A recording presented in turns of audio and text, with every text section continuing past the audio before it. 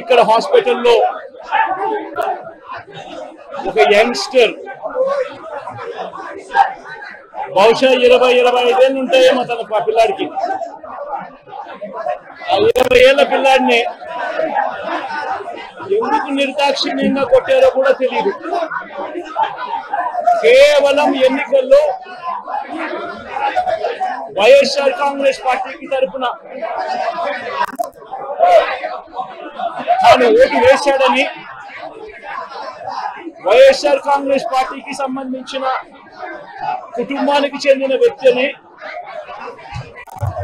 అతి దారుణంగా కావాలని అదే పనిగా వెంపర్లకు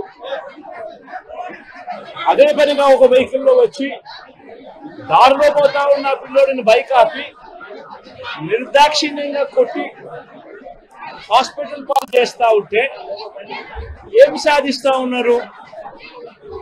ఇంతవరకు పులివెందుల్లో ఎప్పుడు ఇలాంటి సాంప్రదాయం లేదు. ఎన్నో ఎన్నికల్లో చూసాం, ఎప్పుడు పులివెందుల్లో ఇలాంటి సాంప్రదాయం లేదు. ఎన్నికలు అయిపోయిన తర్వాత ఓటు వేయని వారిని కొట్టే కార్యక్రమం ఎప్పుడు జరగల. రాష్ట్ర వ్యాప్తంగా కూడా ఒక భయాందోళన వాతావరణం క్రియేట్ చేయడం కోసం అని రాష్ట్ర వ్యాప్తంగా ఇదే చేయిస్తా ఉన్నారు దగ్గరుండి. ఏం సాధిస్తారు దీనివల్ల? మీరు వేసే ఈ బీజం చేసే ఈ చెడు సాంప్రదాయం రేపొద్దున మళ్ళీ తెలుగుదేశం పార్టీ కార్యకర్తలకి చుట్టుకుంటుంది. చంద్రబాబు నాయుడు అనుకుంటా ఉన్నాడు తానేదో ఈ మాదిరిగా చేసి భయాందోళన క్రియేట్ చేసి వైఎస్ఆర్ కాంగ్రెస్ పార్టీకి ఓటు వేసిన వాళ్ళని కొట్టడం వల్ల ఒక తెలియని ఆనందం తనలో ఏదో పొందాలని చెప్పి అనుకుంటా ఉన్నాడు. రాష్ట్ర వ్యాప్తంగా ఒక భయాన్ని క్రియేట్ చేయాలని ప్రయత్నం చేస్తా ఉన్నాడు. కానీ నేను చంద్రబాబు నాయుడు గారికి మరొక్కసారి కూడా చెప్తా ఉన్నా, ఒక చెడు సాంప్రదాయానికి నాంది పలుకుతా ఉన్నారు. దయచేసి ఆపండి.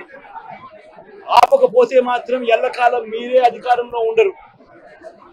అధికారం మారిన రోజున ప్రజలు చంద్రబాబు నాయుడు గారు చేస్తా ఉన్న ఈ అన్యాయాలను చూసి శిశుపాలని పాపాలు పండినట్టుగా ఆ పాపాలు చాలా వేగంగా పండుతా ఉన్నాయి. అధికారం మారిన రోజున తాను చేస్తా ఉన్న ఈ చెడు సాంప్రదాయం తనకే చుట్టుకుంటుంది. ఈరోజు దెబ్బలు తగిలినా దెబ్బలు తిన్నా ప్రతి ఒక్కరూ కూడా రేపొద్దున ఇదే మళ్ళీ అటువైపున చేసేదానికి మీరంతటి మీరే బీజం వేస్తా ఉన్నారు. ఇది సరైన పద్ధతి కాదు. నాయకులుగా ఉన్న మనలాంటి వాళ్ళం ఇలాంటివి ప్రోత్సహించాల్సిన పని ఎప్పుడు రాకూడదు, జరగకూడదు. దయచేసి చంద్రబాబు నాయుడు గారికి ఇప్పటికైనా చెప్తా ఉన్నా, చంద్రబాబు నాయుడు గారిని హెచ్చరిస్తా ఉన్నాను, మరొక్కసారి మళ్ళీ హెచ్చరిస్తా ఉన్నాను, ఇది కరెక్ట్ సాంప్రదాయం కాదు, దయచేసి దీన్ని ఆపమని చెప్పి. నిజంగానే ఒకసారి మీరు కూడా వెళ్ళి ఒకసారి చూడండి. ఒకసారి ఏం పాపం చేశాడు నా పిల్లల్ని, ఎందుకు కొట్టారు, ఏం పాపం చేశాడని కొట్టారు. ఒకసారి హాస్పిటల్లో కూడా ఒకసారి చూడండి. ఒకసారి 90 మంది పిల్లలు ఇక్కడ జాయిన్ అయ్యారు. మధ్యాహ్న భోజనం పథకం సరిగ్గా జరగడం లేదు. పిల్లలకు కనీసం బ్యాగుల సప్లై కూడా సరిగ్గా జరగడం లేదు. ఇచ్చేటోడు ఎవడు ఇవ్వడం లేదు సరిగ్గా ఏది వ్యవస్థ అనేది ఏది సరిగ్గా జరగడం లేదు. వ్యవస్థను గాడిలో పెట్టండి. మీరు ప్రజలు మిమ్మల్ని ఏదైతే ఓటు వేశారో ఒక కారణం చేత మీరు ప్రజలు 10% మంది ఓట్లు, మాకు రావాల్సిన 10% మంది ఓట్లు మీ వైపు డ్రిఫ్ట్ అయ్యాయి అని అంటే కేవలం మీరు చేసిన మోసపూరిత వాగ్దానాల వల్ల డ్రిఫ్ట్ అయ్యాయి. ప్రజలు మీ దగ్గర నుంచి ఎక్స్పెక్ట్ చేస్తా ఉన్నారు. రైతులు అల్లాడిపోతా ఉన్నారు, రైతు భరోసా అందక. పిల్లలు అల్లాడిపోతా ఉన్నారు, పిల్లలు బడులు స్టార్ట్ అయ్యాయి, కానీ తల్లులకు అమ్మఒడి కార్యక్రమం ద్వారా వస్తా ఉన్నది రావడం లేదు.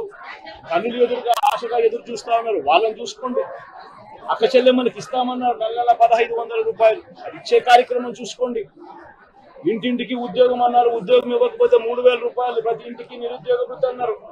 ఆ పిల్లలందరూ ఎదురు చూస్తా ఉన్నారు, మీరు ఎప్పుడెప్పుడు ఇస్తారు 3000 రూపాయలు నిరుద్యోగ వృత్తి అని. అది చూసుకోండి. ఇటువంటి ఏవి కూడా మంచి కార్యక్రమాలు ఏవి కూడా చేయకుండా రాష్ట్ర వ్యాప్తంగా భయాందోళన మాత్రమే క్రియేట్ చేసే దుర్బుద్ధిని చేసే దుశ్చర్యను ఆపండి అని మరొకసారి హెచ్చరిస్తూ చెప్తా ఉన్నాం.